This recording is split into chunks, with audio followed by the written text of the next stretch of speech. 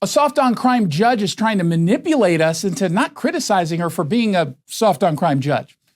Not the best strategy. Welcome to the Jason Rand Show, presented by None Better Tax Resolution.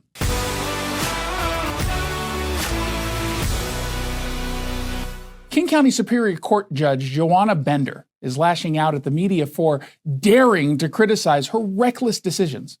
And it comes after she offered sympathy, not to the victim's grieving family, but to the family of accused murderer Kayshawn Jimerson. Police say he attacked a 65-year-old military vet from behind and then stabbed him to death with a kitchen knife. The original altercation was caught on surveillance video. Jimerson claimed self-defense. Judge Michelle Gellerson had this case first and reduced bail during a first appearance from $2 million, the request, to just $50,000, which the kid's family posted, and he was out. Prosecutors then filed second-degree murder charges and again asked for $2 million. But a second judge, Joanna Bender, still said, nah, but then at least brought it up to $500,000.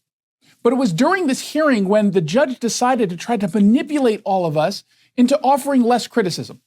And she did it while showing empathy for the mom of the suspect instead of the family of the victim. It isn't about me, but I will share with you that I often get death threats based on the decisions that I make, which is equally frustrating to me because I'm trying to do my job, and it should not be the responsibility of any member of the public to threaten my life because I am trying to uphold the law.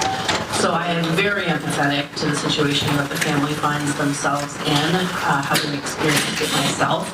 And I understand personally how very frightening and disrupting it is, all the more so when you were also navigating this incredibly traumatic time in your family. I'm just doing my job. You're dealing with a crisis. That's a huge difference, and one for which I am very empathetic. That was next-level gaslighting. It's obviously inappropriate and illegal to send death threats to a judge for her poor decisions. But the irony is that those accused of far worse crimes often receive the very same sympathy that Judge Bender is now trying to get from the public when they stand in her courtroom. And then, of course, the media gets scolded. I will also take this opportunity to editorialize that I hope that the press continues to take seriously their obligation to tell the stories of what happens in our courtroom in a fair and unbiased way, and takes every reasonable editorial action to not stir up public sentiment for revenge. What absolute audacity. Bender isn't just doing her job, she's actively failing at it. And by framing the criticism as a reaction to public outrage, she's trying to manipulate the media into giving her a free pass. We should do no such thing. If anything, she hasn't been criticized enough for her long history of treating suspects like they're the actual victims. You see, after a man was accused in a shooting of a 65-year-old grandmother, shot 3 times in front of her 10-year-old granddaughter at an ATM in Covington, Bender set the suspect's bail at just $50,000. Months earlier, she lowered the bail from $1 million to $20,000 for an accused white supremacist allegedly involved in dumping the bodies of 2 murder victims. And Bender went easy on 18-year-old Chase Jones, who was accused of crashing into and killing an adult and 3 kids after allegedly driving 112 miles per hour through a red light. That kid was previously involved in 3 serious crashes within the previous year. And yet, despite claiming a serious concern over the behavior, Bender reduced his bail from $1 million to $100,000 and electronic home monitoring. Now, I can go on and on and on. So, no, Judge Joanna Bender, you're not doing your job. You see, when sending the folks to jail for some sort of bail amount, whatever it is, judges are given a whole lot of discretion. And they're supposed to factor the criminal history, severity of the charges, and the risk that individual poses to the community. And yet Judge Bender routinely demonstrates a complete lack of appreciation for all 3.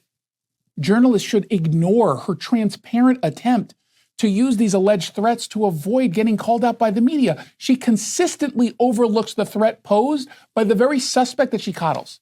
Joanna Bender deserves more scrutiny, not less. I sat down with our local tax expert and advocate, Greg Nunn from None Better Tax Resolution. Tell me a little bit about the Fresh Start program, because again, based on how it's promoted, it seems really, really simple. This Fresh Start program and that phrase has been around for many, many, many years now. But it's a great marketing tool to say, hey, fresh start. And in a way, for those that qualify, it is. What it essentially is an offer in compromise. And to get that, there's two main criteria a person must qualify for. One, they must have limited or no equity in assets. So generally, anyone in the Puget Sound region that owns a home and has for several years, they're going to have a lot of equity. They won't qualify. And the other is an income level. And that all depends upon your family size about how much income that could be. But both of those standards need to be met to qualify. Most people do not.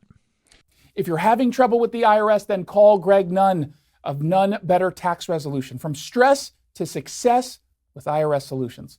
425-947-1967 or Google NUNN, Nunn Better Tax Resolution. If you like that commentary, make sure you subscribe to the podcast of The Jason Ranch Show. Get it at ktth.com or wherever it is you download your podcasts.